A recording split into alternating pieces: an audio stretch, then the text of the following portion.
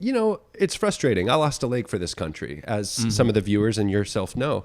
And, I feel like everyone has a right to say something. Right. But I feel like the way in which they're sharing their opinions, their frustrations, social media, sure, it's an outlet for a lot of people, but I feel like it's a negative outlet. It should be more on a positive note. But again, for me, I was raised conservative, and I kind of lean on the Republican side of things, and I do very much have a lot of lenience and flexibility with liberal social issues. Right. And I feel like this country was founded a long time ago, and some of these social issues weren't really a part of society, whereas now, because we live in such a mixed society, especially Americans, that over the last couple hundred years, some of those issues have very much,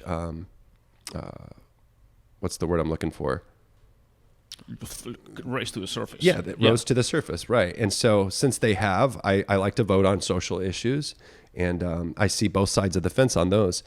But with regards to just how we overall get things done, I'm a little bit more aggressive on the conservative side, just because that's how I was raised, and it's just what I believe. And I agree. I'm basically the same way. I was raised in 3-4 generations of military families, so I have that kind of conservative side and very disciplinary and just getting things done.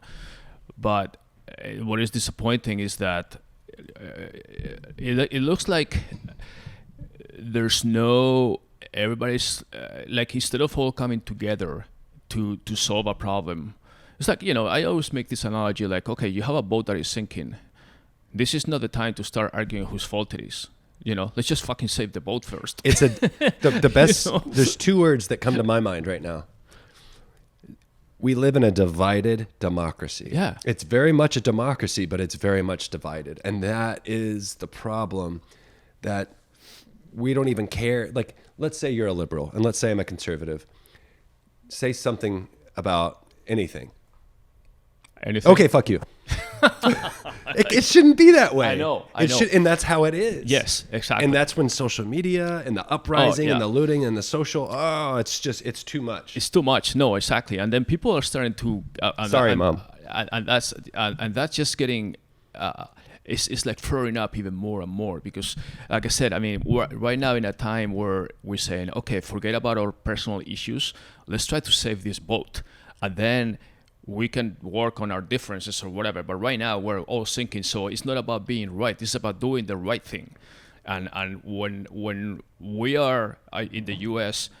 sinking and the rest of the world is sinking, it's like each country is pulling in their own direction, and then in the US we have multiple directions, and everybody's trying to pull, because it just so happens that we have elections here. Other countries don't have elections this year, so they can work on their own political divide or whatever and do whatever they can. But in our case, as we get closer, let's put it this way: if this was a normal election year like 4 years ago, we'll be talking elections and debates and all that stuff since the beginning of the year.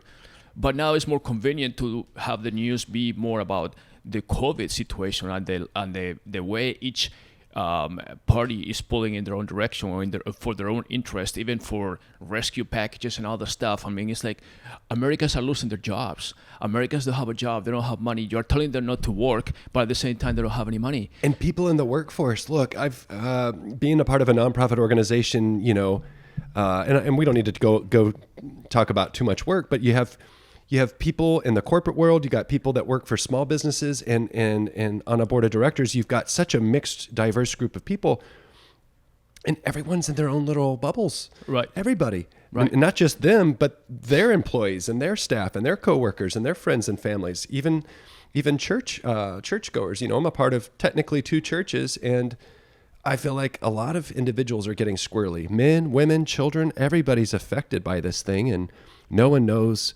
really what's going on. And it's a very interesting time to be a part of society.